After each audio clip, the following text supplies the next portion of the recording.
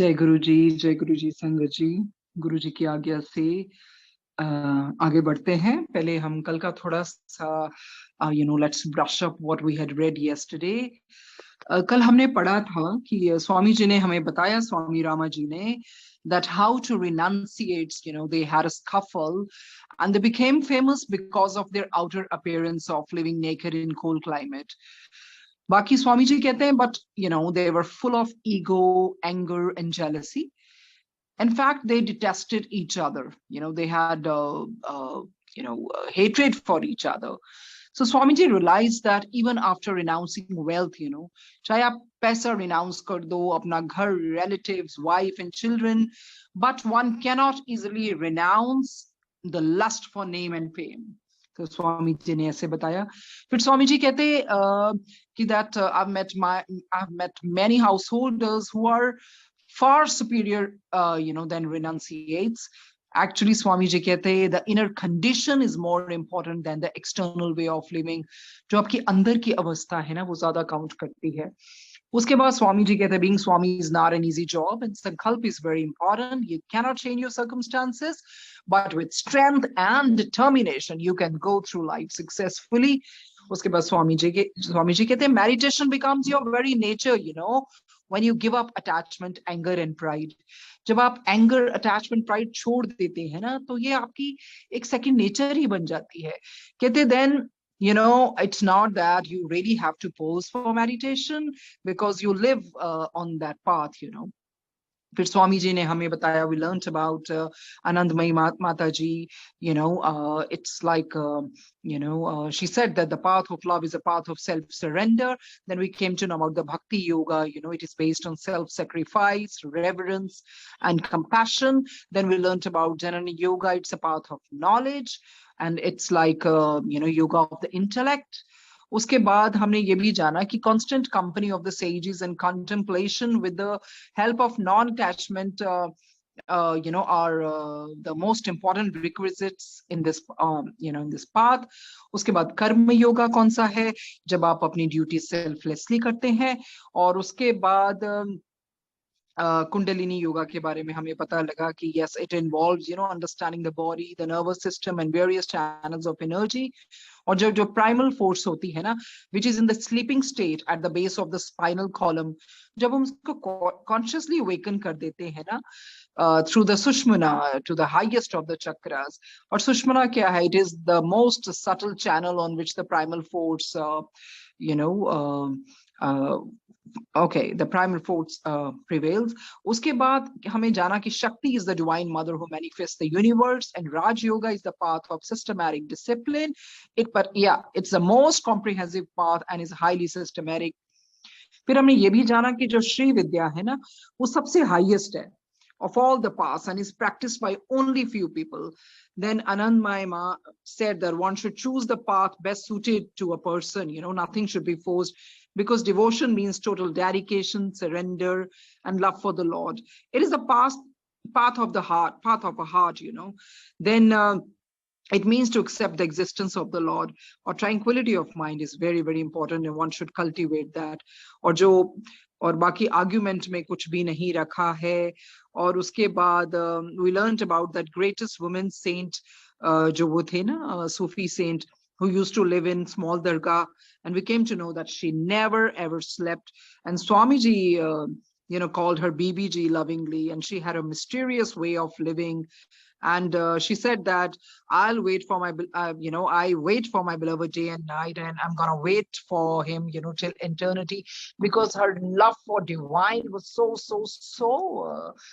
divine, so pious. It was on some another level. And Swamiji would see powerful light emanating from her eyes, and she used to be in divine ecstasy all the time. And she had unfathomable love for God. और जब उन्होंने अपना शारीरिक चोला छोड़ा, तो उनके हृदय में जो ऐसी रोशनी निकली, बिल्कुल बिजली की तरह ऊपर चलती गई। And then last में हमने उड़िया बाबा के बारे में जाना, that उन्होंने भी बोला कि जरूरी नहीं है आपको renounce करना है world, बस सिर्फ ये है कि yes, the path of renunciation is definitely difficult indeed. और जरूरी नहीं है कि आपको objects को renounce करना है, पर आपको क्या renounce करना है? possessiveness ko. What you possess, you don't have to renounce that, but the possessiveness has to be, renounced. And then one should have non-attachment. It's like, yes, it's like a fire that burned your, past some scars. And it doesn't mean that you have to be indifferent to people or to objects. और ये भी है कि yes non attachment आपको freedom देता है, और जो अटैचमेंट है वो आपको फिर बॉन्डेज में ला देती है। और उसके बाद हमने हीलिंग के बारे में जाना, जो फिजिकल, मेंटल और स्पिरिचुअल वे में होती है, और जिनके पास ये शक्ति होती है हीलिंग की, अगर वो मिस यूज करें तो ऑफ कोर्स उनकी पावर उनके हाथ से जा भी सकती है, और हर इंसान के हाथ में है healing ki power. Okay, today it's new chapter. We're going to start in the ashram of Mahatma Gandhi ji. तो जिस तरह से परमहंस योगानंदा जी भी मिले थे महात्मा गांधी जी को, तो इधर स्वामी जी भी महात्मा गांधी जी को मिले। स्वामी जी कहते हैं, in the late 1930s and early 40s, I had opportunity to stay with Mahatma Gandhi in Wardha Ashram, where I met many gentle and loving souls. While I was there, I observed Mahatma Gandhi was serving a leper. The leper was a learned Sanskrit scholar who was frustrated and angry, but Mahatma Gandhi personally looked after him with great care and love. That was an example to all of us. तो किस तरह से महात्मा गांधी जी के लिए कोई down trodden नहीं था, या कोई किस बीमारी से भी ग्रस्त हो, उनके लिए सब सेम थे। कहते the way in which he served the sick left a lasting impression on me. So indeed, Swamiji was moved by Mahatma Gandhi's, his gesture and his devotion and his seva, the way he looked after the people who were suffering from some kind of disease. उसके बाद स्वामी जी कहते हैं, my master told me to observe Mahatma Gandhi, particularly when he walked. उनके master ने कहा, देखना जैसे महात्मा गांधी चलते हैं ना, आप देखना वो किस तरह से चलते हैं। कहते हैं, when I did so, I found that his walk was quite different from the walk of other sages. उनका चलने का तरीका बहुत डिफरेंट था बाकी सेजी से। कहते he walked as though he was separate from his body. ऐसे लग रहा था कि वो अलग है अपनी शरीर से। कहते he seemed to be pulling his body as a horse pulls a cart. He was a man who constantly prayed for others and who had no hatred for any religion, caste, creed, sex or color. तो महात्मा गांधी जी के लिए सब एक समान थे। वो कोई भी ऐसे अपने भेद नहीं करते थे, चाहे वो किसी भी जाति का हो, किसी भी तरह से कहीं का भी हो वो। कहते he had three teachers, Christ, Krishna and Buddha. A pioneer in the realm of ahimsa consciousness, that is non-violence, Gandhi always experimented in expanding man's capacity to love. Such a man finds joy in all the storms and trials of life. Gandhi never protected himself, but rather always protected his one principle of ahimsa or love. तो गांधी जी तो बहुत ही इस चीज के लिए प्रसिद्ध है कि वो हमेशा अहिंसा को बोलते थे, उसको फॉलो करते थे, और वही लोगों को उपदेश भी देते थे उसके बारे में।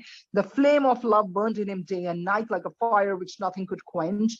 Complete self-reliance and fearlessness were the foundation stones of Gandhiji's philosophy. Violence touched the very depths of his being, but valiant in a spirit of ahimsa, he walked on alone. There was not a word of protest, and there was not a flicker of hostility in his life. While staying with Gandhi, I noted these principles in my diary. तो स्वामी जी ने अपनी diary में note करना शुरू किया जो भी गांधी जी के प्रिंसिपल्स थे वो क्या थे। Number 1, non-violence and cowardice cannot go together.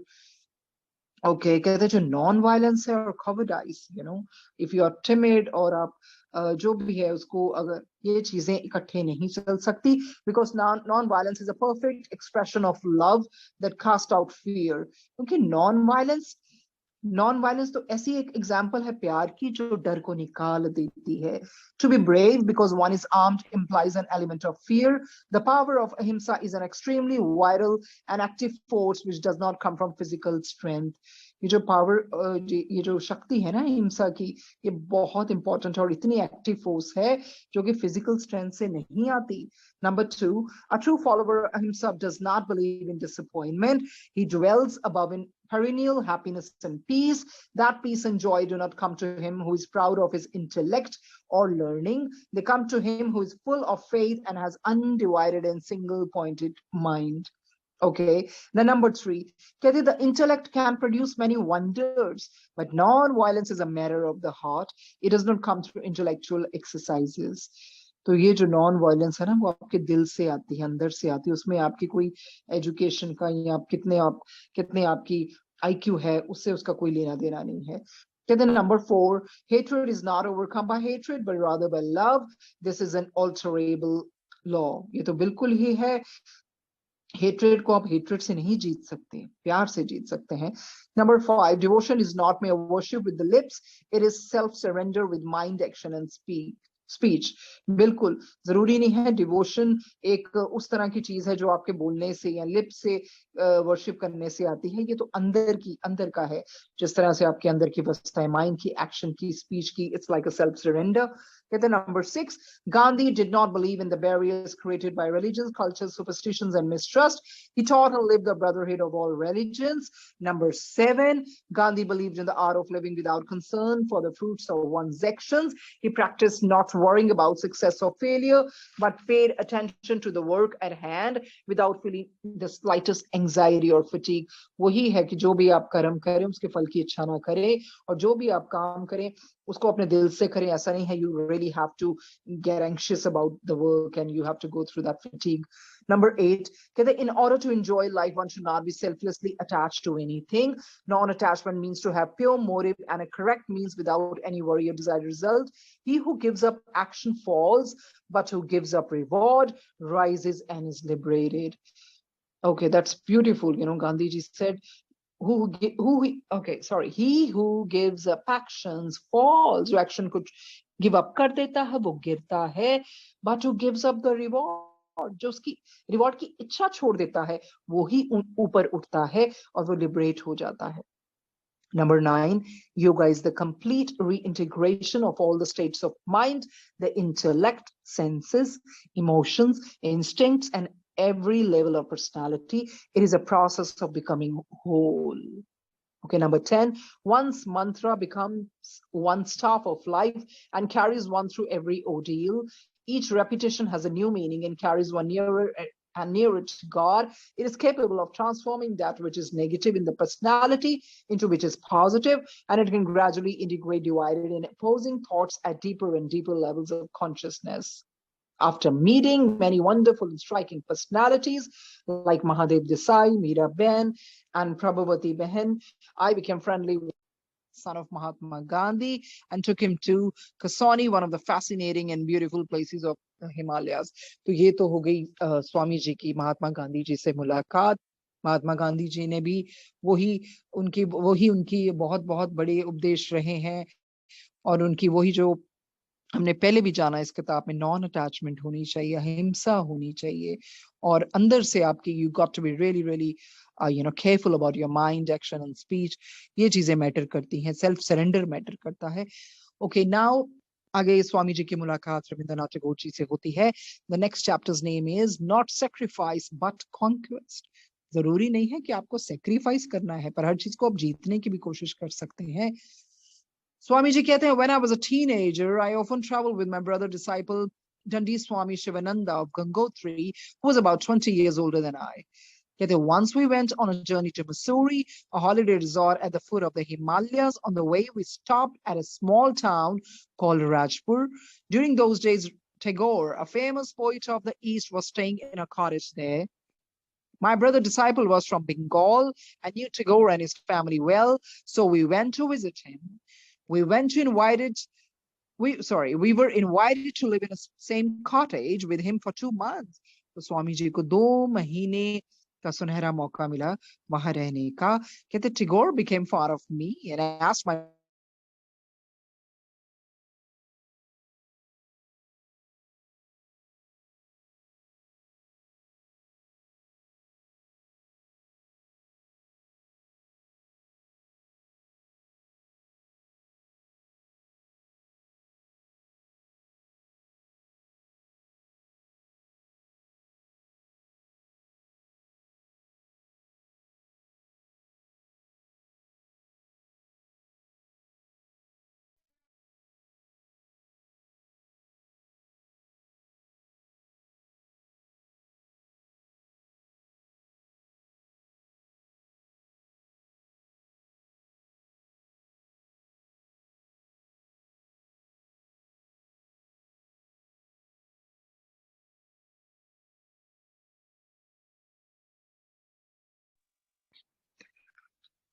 Okay, okay, I guess it got disconnected.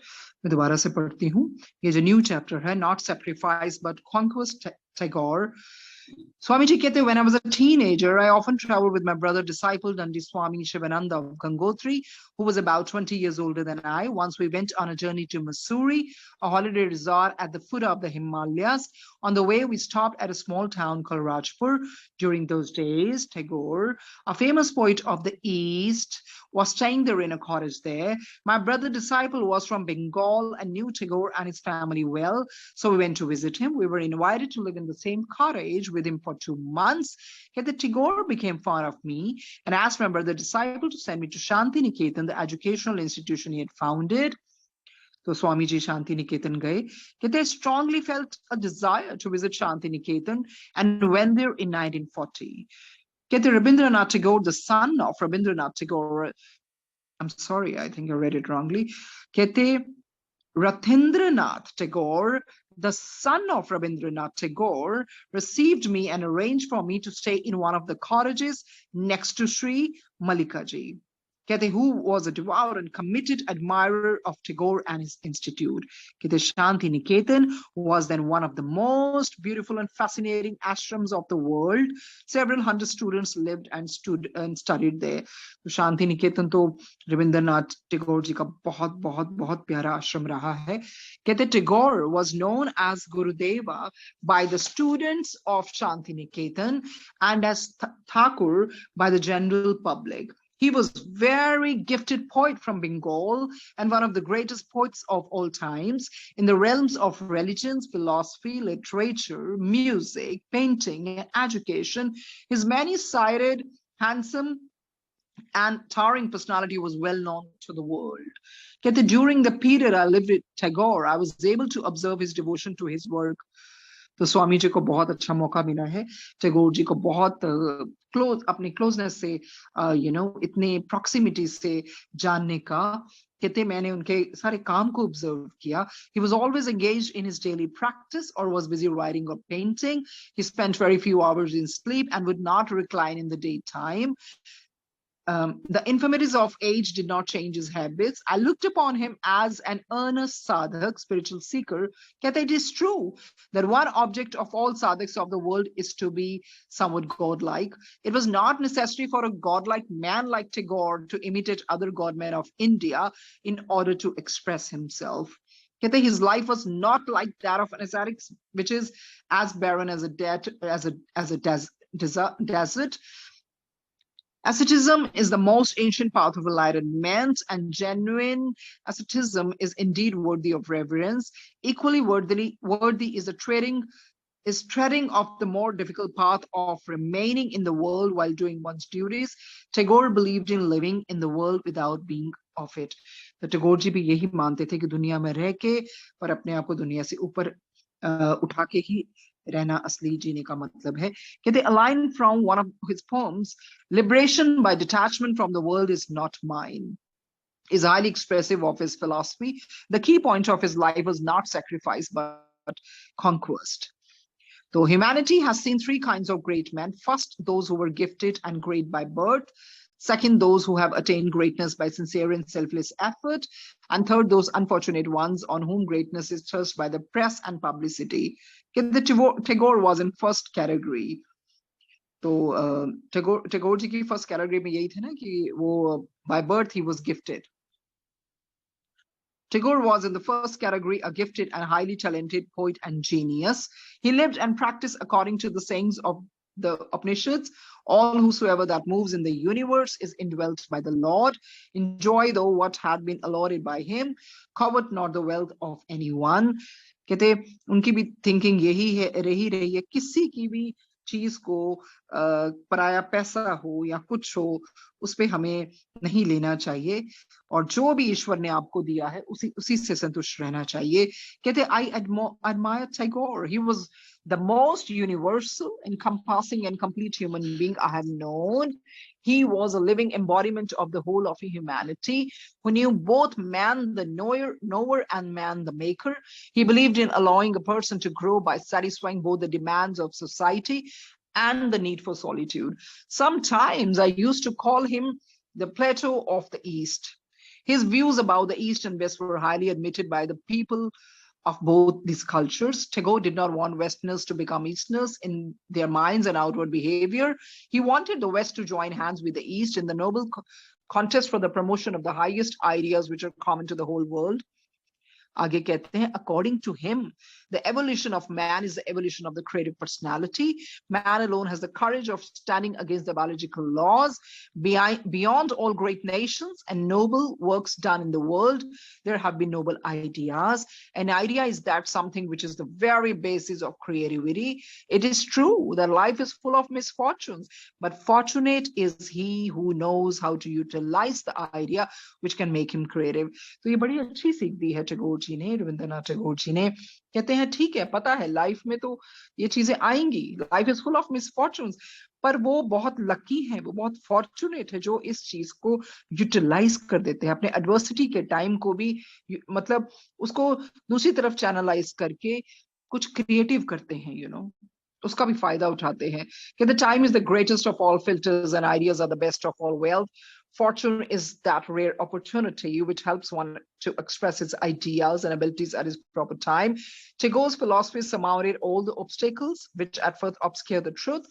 According to him, death has for ages been a source of fear and misery because people have not pondered over the truth. All who suffer and fear the approach of death should hear and learn the music of Tagore, which teaches us how to lose yourself in the infinite and the eternal. Just tune the chords of your being and make them move in harmony with the music of the cosmos. Every woman and man should strive to secure the light of truth and live simply and wisely for the common good. The rhythm of music supported Tagore's philosophy of life. Music completed his personality, but this is not all. His words and melodies are still going in the minds of poets and musicians today. Tagore believed that all existences constitute the one organism of the entire cosmos, admitting love as the highest manifestation of its vital energy and having as its soul the central of spiritual galaxy. तो मतलब तो ये है ना, प्यार तो है ही है ना, सबसे बड़ी एक एनर्जी है. कहते हैं the world so far talks only about the religion of God, but Tagore always talked of the religion of man. It's a religion of feeling through a static experience which represents opinion in its most intense and living stage, offering a far better solution to the ills of life than philosophy and metaphysics. Love of God is a sympathetic and synthetic response. The finite being is as much as requirement for God as God for the finite being.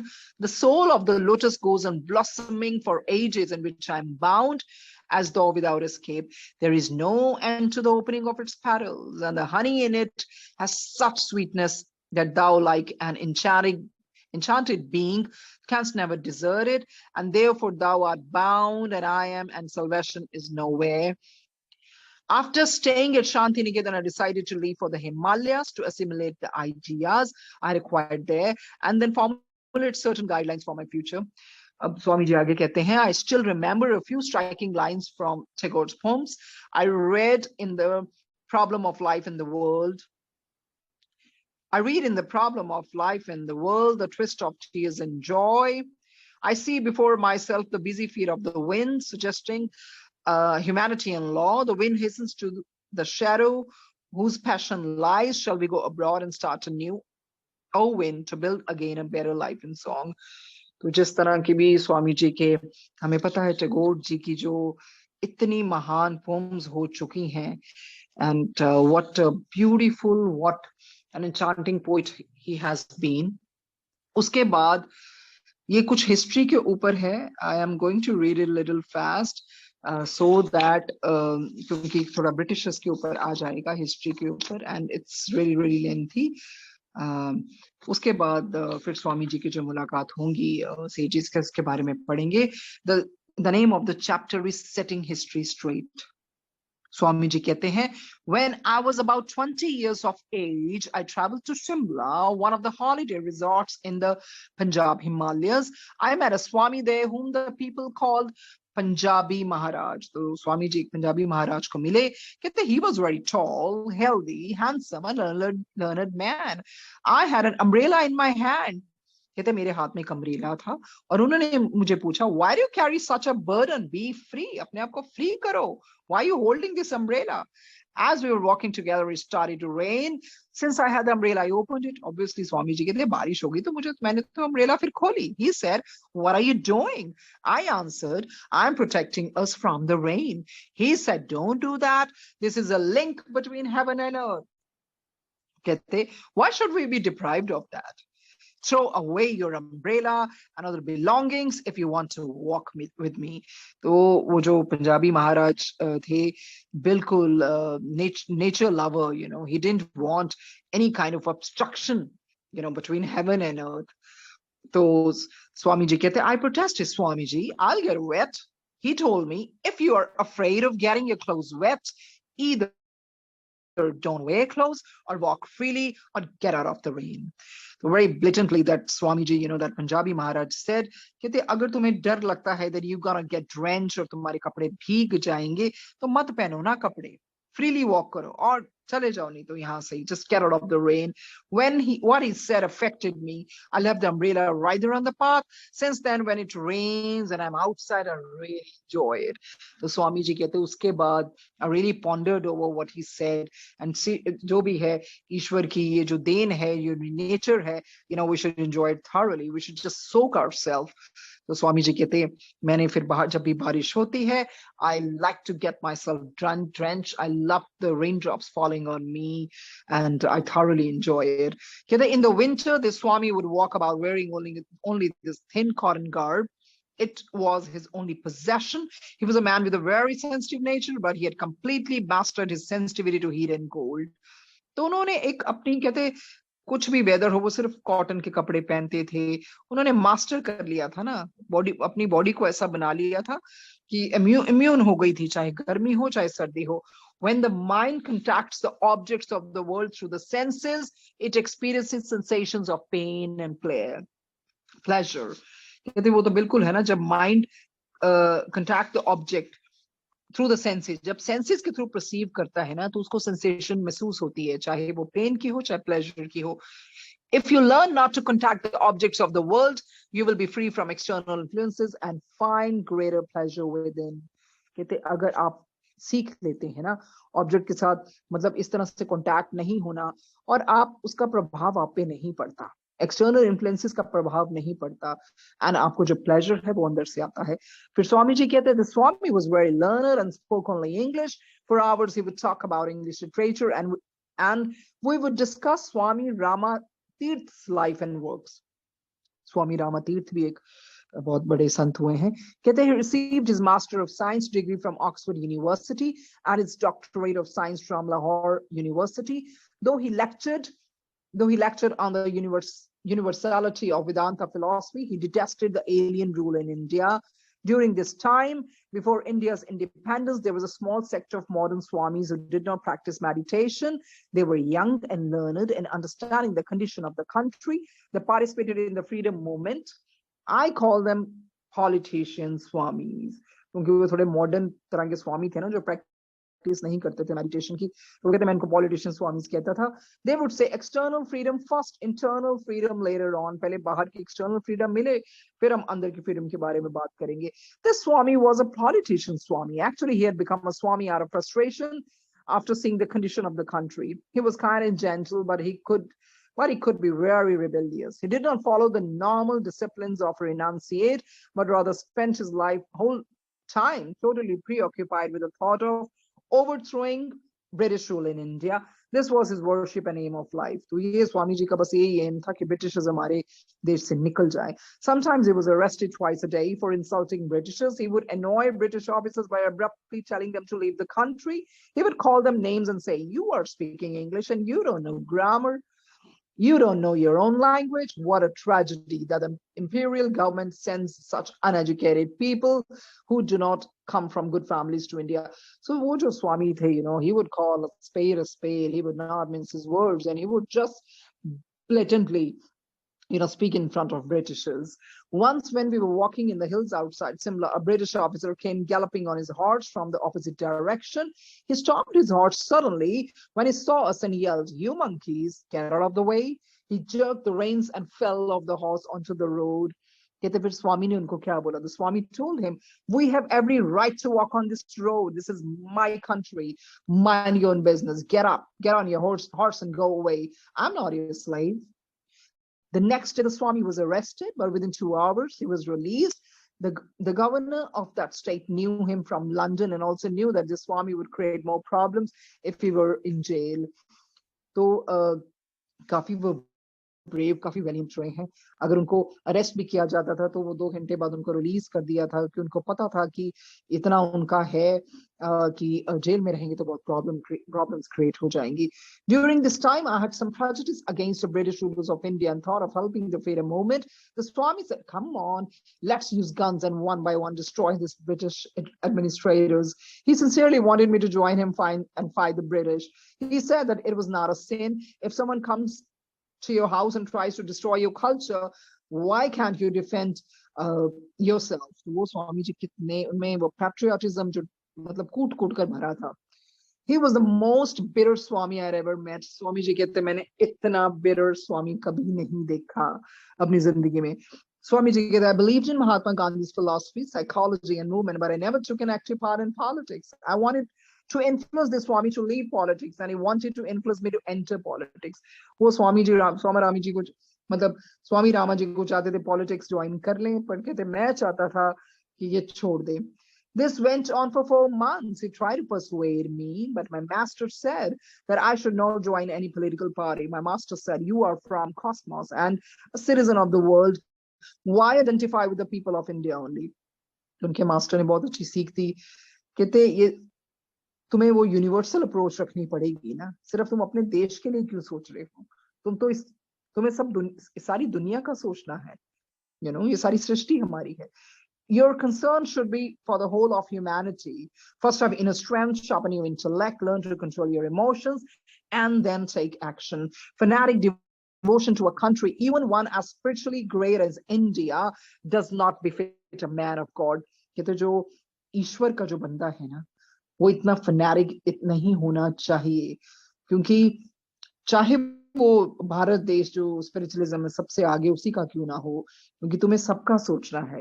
It's like you have to think about the whole humanity. My master told me not to become involved in violence and even predicted the date of independence for India. उनके master ने पहले ही predict कर दिया था कि भारत देश को कब आजादी मिलेगी. Later the Simla Swami and I separated. तो ये जो शिमला के स्वामी थे, he was very, very, very bitter Swami, because he would not hold himself. He would say whatever he wanted to say. Okay, we decided to tread our own path. तभी अलग हो गई वहां दोनों. The same year, sorry. स्वामी जी कहते उसी साल, ये वाले जो स्वामी है शिमला वाले, he was shot by the British police in the Kulu Valley of the Himalayas. तो वो तो बहुत ही खिलाफ थे ना ब्रिटिश के, तो ऑब्वियसली ब्रिटिशर्स के लिए तो फिर बहुत वो हो गया था कि इनको रास्ते से हटाया जाए, तो उन्होंने उनको मार दिया गोली से. During my stay in Simla, I met a British missionary who was writing a book on Indian culture and philosophy. He allowed me to read the manuscript. I was shocked to read the numerous lies he had written about India, her culture, civilization and philosophy. तो स्वामी जी उस British missionary के बारे में बात कर रहे हैं ना, जो किताब लिख रहा था, पर स्वामी जी कहते I was so shocked. I was taken aback, जब मुझे पता लगा कि ये तो सब झूठ लिख रहा है उसमें. He even tried to convert me and tempt me to marry a rich British girl. Conversion to what? Lifestyle and culture habits? I love Christianity because of my love for Christ and the Bible, but this man created a repulsion in my mind. After that, I avoided the Christian missionaries who roamed around the cities, villages, and mountains. These people were financed and supported by the British government and were politicians in the garb of missionaries. By writing such books, they knowingly try to damage the ancient Vedic civilization. They torture the Vedic culture and philosophy, which is a mother of several religions, including Hinduism, Jainism, Buddhism, and Sikhism. Swami ji ने देखा वो जो missionary था, उनका soul purpose क्या था? लोगों के दिमाग को खराब करना, पॉइजन करना, और अपनी जो इंडिया की जो वैदिक सिविलाइजेशन है वो खत्म हो जाए, और अपने ब्रिटिश रूल को आगे लेके जाना. So all cock and bull story just started writing in his book. They distorted the Vedic culture and philosophy, which is the mother of several religions, including Hinduism, Jainism, Buddhism, and Sikhism. Uske baad, the Swami in Simla used to oppose such missionaries and say, "You missionaries are not true followers of Christ and have no knowledge of the Bible." For 200 to 300 years, these British missionaries tried to destroy the civilization of India, but they could not accomplish this for two main reasons. Number one, the architects, the custodians of Indian culture and civilization are the women. And second, 75% of the people of India live in the villages and remain untouched by the influence of the British rulers and missionaries. क्योंकि उनका जोर चलता तो वो सब कुछ ही खराब destroy कर देते पूरी तरह civilization. तो इन चीजों ने बचा लिया. In spite of several hundred years of alien rule in India, they could not change the Indian civilization. They were successful, though, in changing the language and dress and introducing some, British customs. The British government launched an extensive campaign by publishing such literature as the book written by the missionary. Indian writers and scholars were suppressed and even arrested and jailed if they refuted these books or wrote against the campaign. Such literature published by the Britishers created confusion and misguided Western scholars and travelers, thereby depriving them of studying the vast wealth of Indian literature, philosophy, and science. ये तो हमें history में भी हमने बहुत बारी पढ़ा है कि इनका सोल पर्पस क्या था, कि अपने राज्य को आगे बढ़ाना और जितने भी जो भारतीय सभ्यता है उसको खत्म करना.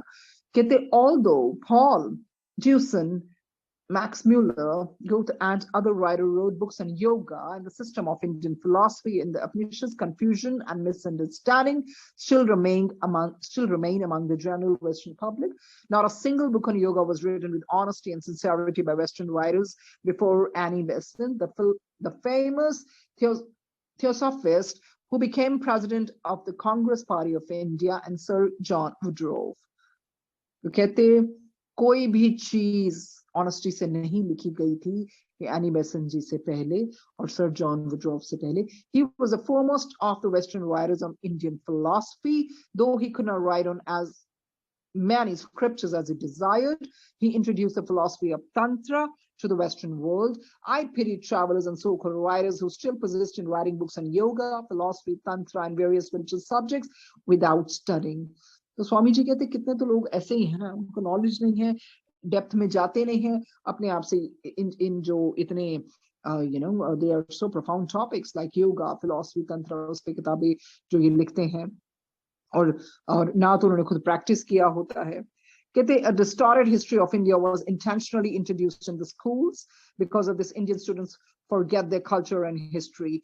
तो जान के उन्होंने distorted history of India, मतलब उसके बारे में इस तरह schools में introduce किया ये किताबों में, ताकि ये जो students हैं ना, वो they should forget about their culture and they should adopt the Western culture. कहते to lose touch with one's tradition is to lose touch with oneself. Education in India was completely changed by the British. All the subjects were taught in the English medium, and every student was forced to pray according to the way of the British missionaries. There was no freedom of thought, so there could be no freedom of speech and action. If someone did not have an education of that kind imparted by the British, he could never get a good job. Through this, I learned how power corrupts a nation and destroys its culture and civilization. ये schools में हमने history में कैसे पढ़ा कि Britishers ने उनकी intention क्या थी, उन्होंने नेशन को कैसे करप्ट कर दिया और किस तरह से कल्चर को डिस्ट्रॉय कर दिया, हमारी सिविलाइजेशन को. The surest way to destroy a country and its culture is by first changing its language. The British were successful because they did this. Even after 30 years of independence, English is still India's official language. Since India did not have one native language, there was and still is a lack of communication among the various states of India. Indian Rajas had fought among themselves and could not make a united front. Thus, India suffered for several hundred years. Unifying the language of India is one of the greatest tasks that the people and the government have yet to complete. A good sound language produces good literature, which enriches their culture, education, and civilization. In India, this is still lacking, and that is why countrymen from various parts of the land cannot communicate even today. Swami ji कहते हैं, the present system of education and upbringing in India should be carefully adapted to the varied requirements of the Indian civilization. The construction of new types of schools, national literature, and art should be encouraged everywhere. We have still to think about the fundamental reconstruction of the whole order of Indian society through literature, science, art, and education. The passive method of thinking and living needs to be changed into positive and active dynamism. The most characteristic trait of education should be inseparable, connecting the various cultures and the collective civilization. Remember, though, the words of the sages who advise you to acquire and to utilize all that which was valuable in the development of human thought and culture in the Asian history. Learn thou quickly to realize the necessity of giving truly international education to the rising generation of India. The Swami from Simla made me aware that before British rule, India was very rich, not only in culture, civilization, and spirituality, but also in jewels and gold. वो तो हमें पता है, भारत को हमेशा से सोने की चिड़िया कहा जाता था पहले. Many miseries were created by invaders like the Mughals after they crossed the river Sindhu from the west of India, and later by the French, the Portuguese, and finally the British. They destroyed the financial, economic, cultural, and historical India, which was once called the Golden Bird. India's precious jewels, gold, and other riches were looted by these invaders and taken to their own countries. Once people have abundance and there was much less disparity between the rich and poor, then the caste system in India was structured according to the distribution of labor, but it was completely changed by the Britishers, who created hatred with a policy of divide and rule. When I tell this, I have no hatred. It is the naked truth. Many travelers even today do not know true Indian history. They repeat the same question again and again. If India is spiritual, why is there so much poverty? कहते कितने travellers सोचते हैं जो भारत देश की संस्कृति है, spiritualism है, कितनी आगे है, फिर भी यहाँ गरीबी क्यों है? I'm not a politician, but many people ask me why India is so poor. So I say that spirituality and economy could not compromise in any of this history, any of the histories of the world. They are two entirely different things. Religion and politics always remain separate in India, and spiritual people never become involved in politics. These two diverse forces in India could not unite. Therefore, power decreased. The power in India is not because of spirituality. Sorry, the poverty in India is not because of spirituality, but because of not practicing spirituality. कहते गरीबी इस करके नहीं है, गरीबी spirituality करके नहीं है, इस करके है कि इधर स्पिरिचुअलिज्म प्रैक्टिस नहीं किया जाता रियल सेंस में, and not knowing the technique of integrating spirituality with external life.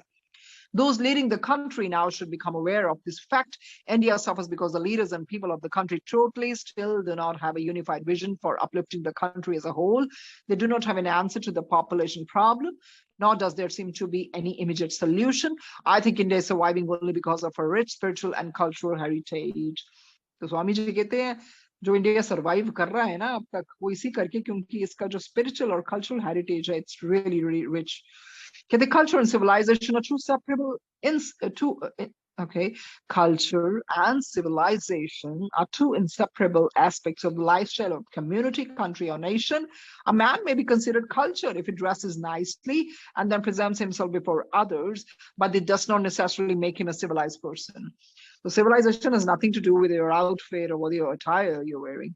Okay, the civilization refers to the way a nation thinks and feels, to its development of ideals such as non-killing, compassion, sincerity, and faithfulness. Culture is an external way of life. Culture is a flower, while civilization is like the fragrance of the flower. A man may be poor and yet be a civilized person. A cultured man without civilization, who may be successful in the external world, is not helpful for society because he lacks the inner qualities and virtues which enrich the growth of the individual and the nation. Culture is external, civilization is internal. In the modern world, the integration of these two is necessary. Indian civilization is very rich, but its culture has become pseudo-English culture, which still creates problems in India today. So, Sangaji, deliberately, I read it fast because, it was quite lengthy, but we know the gist, and we've already read in our schools how, our country was ruled and, how ruled by the aliens, and, here they mean the Britishers, the aliens, and kis tarah se, they distorted our language and they had still, that Western effect is lingering on, or otherwise, our country is so it's हमारा country कितना आगे है, it's so progressive in terms of spiritualism, and it's really rich. But the thing is that the people who are ruling, they don't know how to go about the country's real needs. So the vision has to be really, really different if our country has to be uplifted. Okay, so now we come to Swamiji's meeting with Maharishi Ramanji. बहुत बहुत वो भी बड़े महान संत हुए हैं, और वो भी अपने he practiced silence, and his silence was direct teaching. He imparted his teaching of silence by his mere grace filled with glance. और Raman Maharishi जी कहते थे कि that happiness is your nature. It's not wrong to desire it, but what is wrong is seeking it outside when it is inside. जो खुशी है ना, वो तो अंदर से होती है और हम लोग बाहर उसको ढूंढते हैं.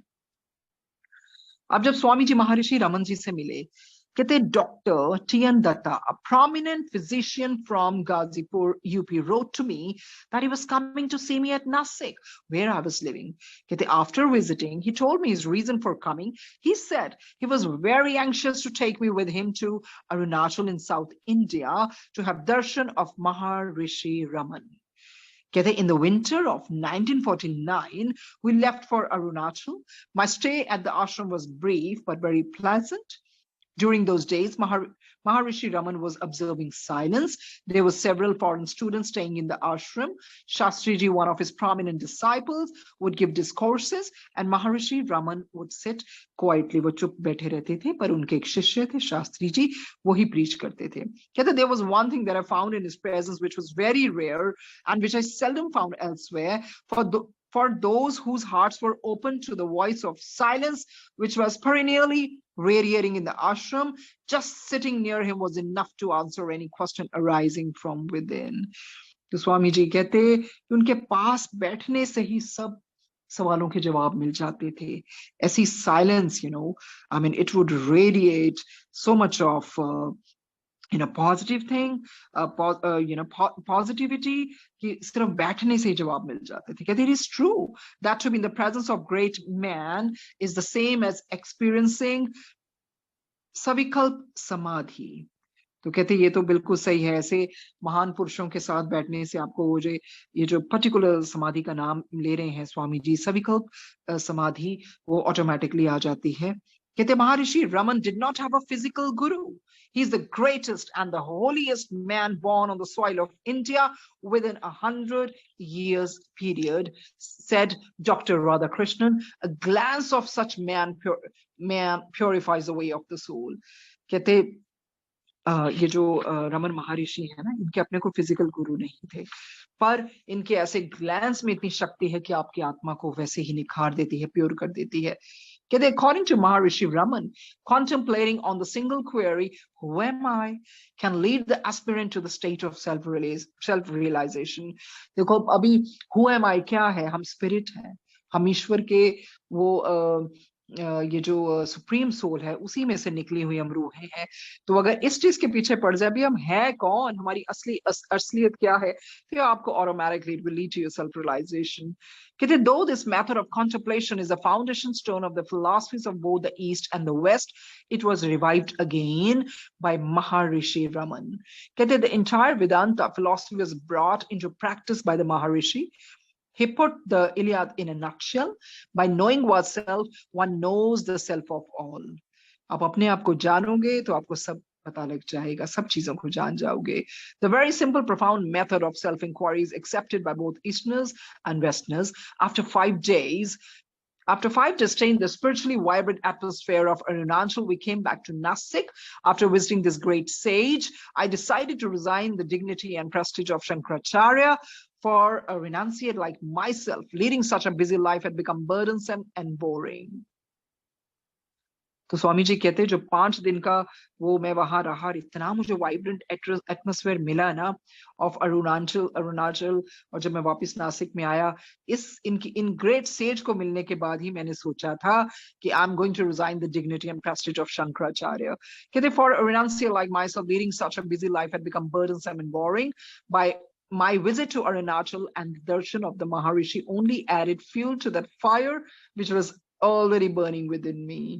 Renounce thee, and you will attain. This echoed in my heart so powerfully that my stay at Nasik became more and more impossible.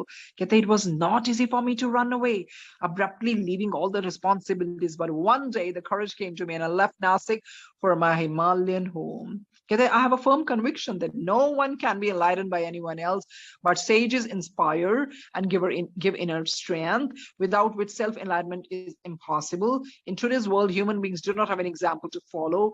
There is no one to inspire them, and that is why enlightenment seems to be so difficult. Great sages are the source of inspiration and enlightenment. स्वामी जी कहते हैं कि मैं ये मानता हूं कि जो enlightenment है ना, आपको कोई वैसे दे नहीं सकता। आपको जो ये sages है ना, इंस्पायर जरूर कर सकते हैं, आपको अंदर की शक्ति दे सकते हैं, और उसके अलावा सेल्फ एलाइनमेंट नहीं आ सकता। कहते हैं आजकल की दुनिया में कौन है, आपको सच्चा तो कोई मिलता नहीं जिसको आप फॉलो कर सके, कोई आपको इस तरह से इंस्पायर नहीं कर सकता। बट संगत जी ये है ना कि we are so fortunate that guru ji ने हमें डायरेक्ट अपनी छत्र छाया में रखा हुआ है। और I feel what more enlightenment we can ask for, as we have light as our guru. The God descended and became our guru directly. So we are so lucky that we don't have to strive for making someone our guru, because God is our guru.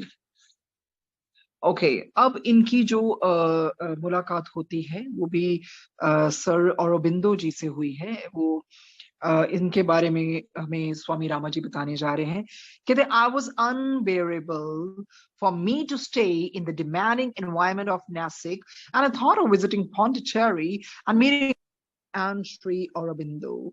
The students of these ashrams were very devoted and firm in the conviction that the way of life they led was supreme. तो इस आश्रम के जो disciples थे, अपने students थे, उनको पूरी तरह दे वर कन्विंस कि जो जिस तरह से वो जी रहे हैं, it's really supreme. कहते the day I arrived at Pondicherry, there was a concert given by a famous musician who was a disciple of Sri Aurobindo. The mother was kind enough to arrange for me to stay in one of the quarters and to hear the devotional songs sung by the greater devotee. वहाँ concert चल रहा था और वहाँ एक बहुत जो बड़े डेवोटी थे वो गाना गा रहे थे, डिवोशनल सॉन्ग्स गा रहे थे। कहते my stay in Pondicherry for 21 days gave me enough time to strengthen the aspirations which I received at the ashram of Maharishi Raman in Arunachal. कहते जब मैं 21 दिन वहां रहा ना, तो उसने ही मुझे काफी समय मिल गया कि जो मैंने वहां से पाया था ना महर्षि रमन से, अरुणाचल जी से, तो मेरे को वो समय मिल गया कि उस चीज को मैं स्ट्रेंथन कर सकूं जो मैं एस्पायर कर रहा था चीजों को। कहते during those days of my inner turmoil, I was very restless. On one side, I was being pulled by renunciation, and on the other side, by the call of duty which had been assigned to me. While at Pondicherry, I met Sri Aurobindo several times, and he was kind enough to talk to me. His personality was very overpowering and inspiring. I started respecting the modern and intellectual approach of integral yoga. I want to give you the gist of what I understood this philosophy to be. जो भी उन्होंने औरबिंदो जी से सीखा, कहते I just want to give you a gist. I would just want to give you a glimpse of that, what I learned. स्वामी जी कहते हैं, okay, Sri Aurobindo's philosophy is described as integral non-dualism. This is an approach which seeks to understand reality in its fundamental oneness. The differences which we observe are looked upon as developments taking place within the framework of all-inclusive unity of the absolute. Integral non-dualism erases the distinctions of ethics, religion, logic, and metaphysics. Sri Aurobindo's conviction is that absolute reality in its essence is non-dual, non-conceptual, and logically indefinable. It is only accessible to direct experience through the penetrative side of pure spiritual intuition. It's a little heavy reading for me, I guess, for Sangat also, but I'm just going to read it. According to non-dualism, Advaita reality and beyond materialism,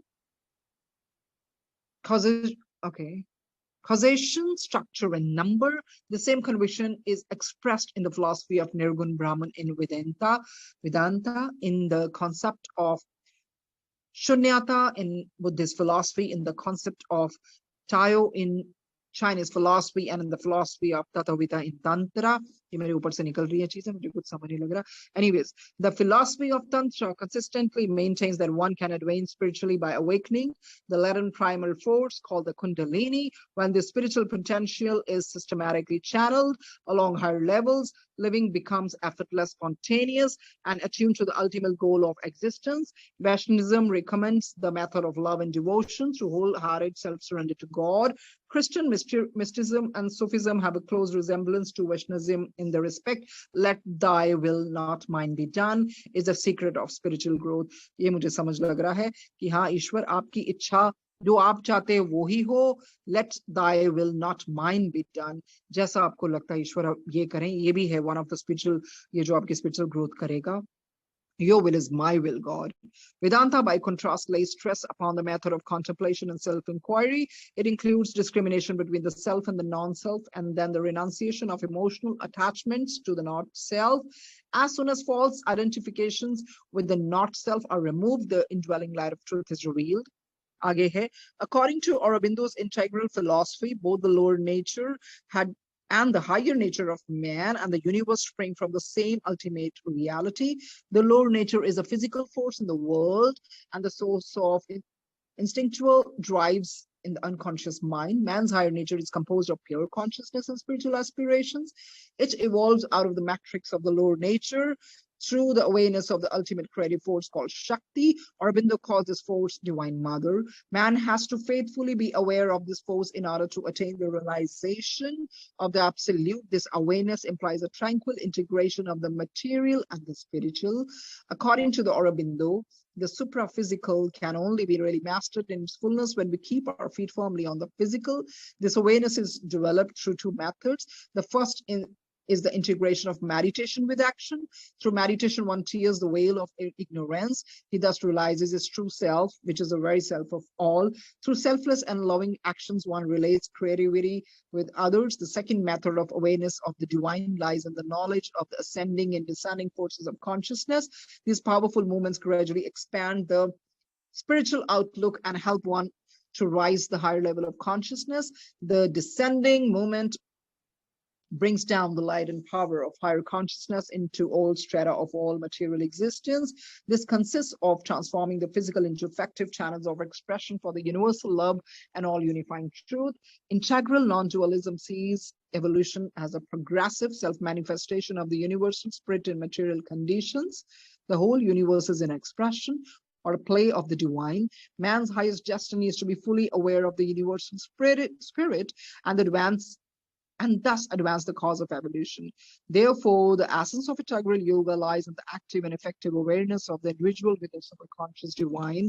Sri Aurobindo synthesizes the ancient philosophy of Advaita in the belief that is not necessary for modern man to realize the goal of non-dualistic asceticism through renunciation. Meditation in action with non-attachment also prepares the sadhak for awakening the primal force Kundalini. By the realization of the union of Shakti and Shiva, humanity can be elevated to a higher awareness. I was fully convinced that Sri Aurobindo's philosophy would have wide recognition by the modern methods of India and especially of the West, but I was accustomed to quiet and solitude and could not adjust to the numerous activities of the ashram like dramas, concerts, and tennis. I returned to Nasik and determined to leave for the Himalayas.